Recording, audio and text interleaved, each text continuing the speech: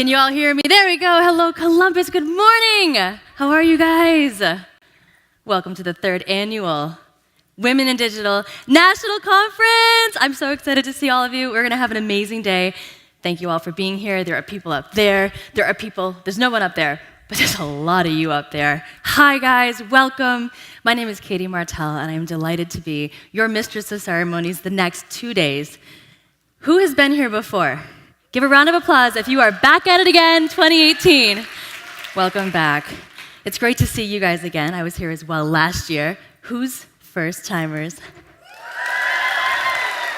Ladies, you guys are in for something special. The next 2 days has 40 speakers. It has 6 power hours. It has, most importantly, over 550 of you here today. 550 women coming together. Give yourselves a round of applause for being here.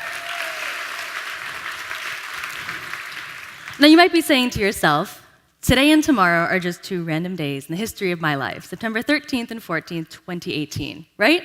2 random days, Thursday, Friday.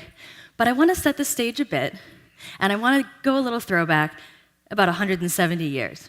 Because the truth is, you all are part of something much greater. These next 2 days are part of something much greater. So take yourselves back to 1848. I know, where were you in 1848, right? July 19th and 20th. And I want to go on a little road trip, basically drive north about 6.5 hours, turn right at Niagara Falls to Seneca Falls, New York. Is anyone here from upstate New York? One person. Seneca Falls, of course, is where the first women's rights convention was held, ever. Much like today, a bunch of women and some men got in a room and discussed the role of women in society. Sound familiar, right? And at this convention, they signed a document. Now, it's called the Declaration of Sentiments. And what it was modeled after was something signed 72 years earlier, the Declaration of Independence, which of course stated, all men are created equal. Well, at this convention, they changed things a bit. 100 people signed a document that said, all men and women are created equal. And it was this revolutionary act, a set of demands made by a group of women that took matters into their own hands. And they wanted 4 radical things. Voting, how dare they? The right to own a house, rabble-rousers. The right to go to college, and the right to work gainfully, right? This became the blueprint for what we now know today to be the women's rights movement. And it was a time of immense power for women. 72 years of protests and marches and struggles and speeches. And finally, in 1920, of course, we got the right to vote. So 72 years earlier, the Declaration of Independence was written. 72 years later, Declaration of Sentiments. 72 years later, right to vote. This was the first wave. Y'all familiar with the waves of feminism? The waves of our shared history? This was the very first one. But here's the thing about these waves. There's a reason they call it waves. Waves are these beautiful things that move and they go back. They move forward with progress and they move backwards with setbacks. But the ocean keeps moving forward. It is a continual evolution, nonstop progress. And that wave continued, and I want to take it in 1960. I know, where were you in the 60s? No? 59 cents was what a woman earned to every male dollar. They could not go to college, no Harvard, no Columbia, no Dartmouth. They could get fired if they were pregnant. If you were one of the 44% of women who worked, you could not have any access to childcare. You couldn't get a credit card. And although it existed, there was no term yet for domestic violence. This began the second wave, part of the good old days, you may have heard. And the second wave looked a lot different than the first wave. Fashion was different, the time was different. Everything was different, including the leaders of the movement, as well as what they demanded. This was a time of crazy turmoil in America. The civil rights was happening, the Vietnam War protests were happening. Society was ready. These were the conditions necessary for a revolution. And a revolution came. In the 60s, this is when we had the National Organization for Women, again, a group of women getting together, taking matters into their own hands, led by Betty Friedan, the author. National Organization for Women did some really great things. Like, for example, if you were a flight attendant in those days, you had to retire either when you got married or when you turned 32. whichever came first. So they helped these women with legal battles around things like that. They protested the Miss America pageant. For example, this is where the bra burning misnomer came from. They actually threw girdles and fake eyelashes and tall high heels into what they called a freedom trash can.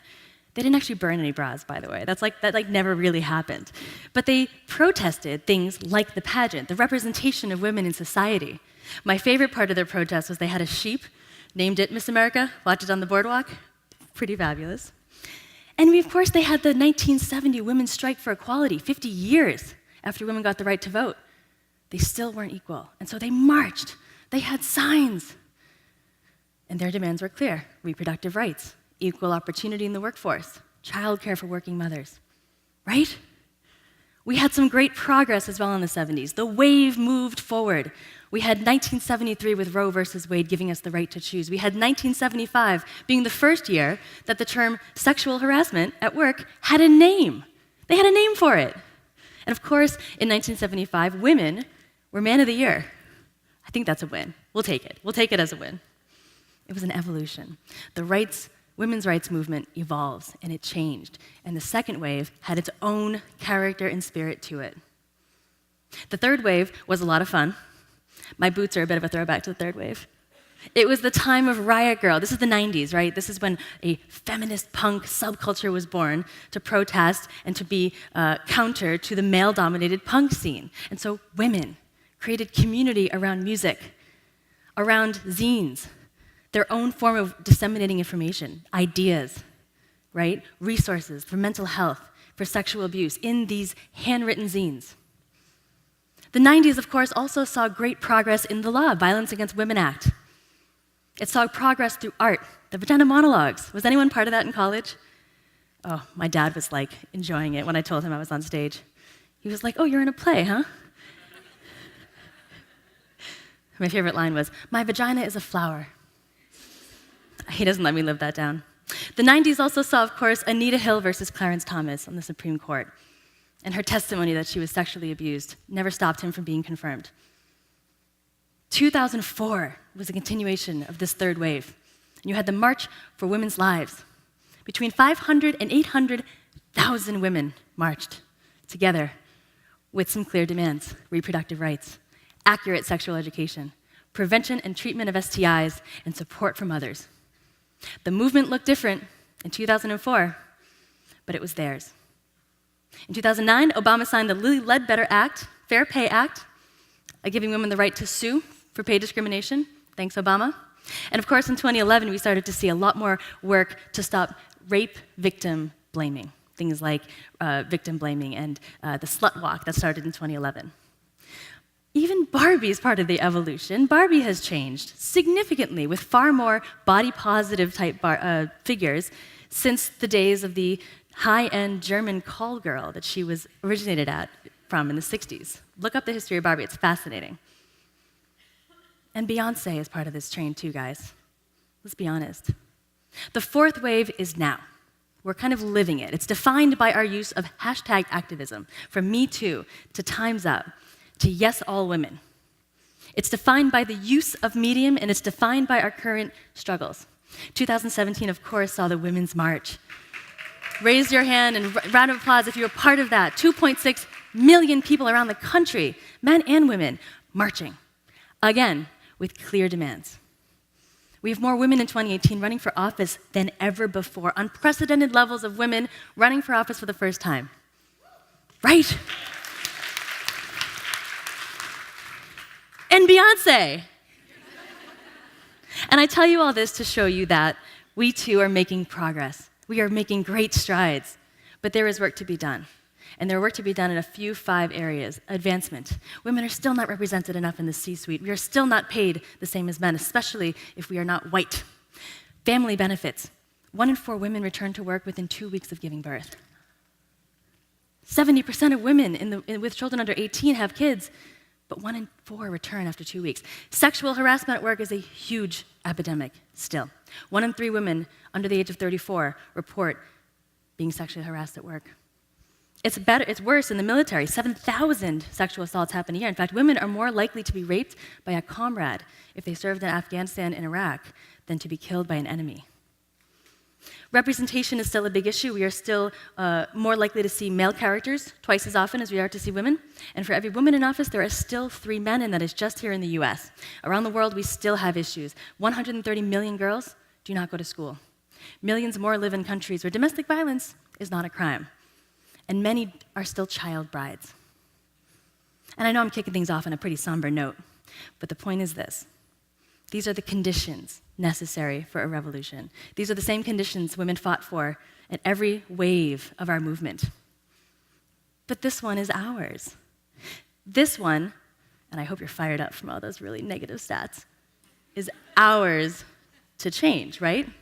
Now, somebody once said this, and I loved it. It isn't the rebels who cause the troubles of the world. It's the troubles who cause the rebels. We respond to our world, right? And I study this as a living. I'm a marketer, I'm a consultant, I look at leadership, I look at transformative voices. These movements, like great galvanizing campaigns, have 4 things in common. Denial of the status quo, a refusal to accept the way things are. Simply looking at it and say, no, it can be better. Ordinary people, you and I, stepping up to do extraordinary things. Communities like this one formed to mobilize our shared resources and our shared strength. And finally, and most importantly, and you're going to hear so much of this over the next 2 days, your stories, your individual stories of truth. You don't have to be revolutionary. You just have to be angry. We know this as marketers, that the tools of dialogue and story sharing can change society, right? It's an evolution as much as it is a revolution. You and I are both part of a long shared history. And I wanted to give you that context before we kicked off the next 2 days. Because above all, revolutions and evolution require bold, courageous, rabble-rousing women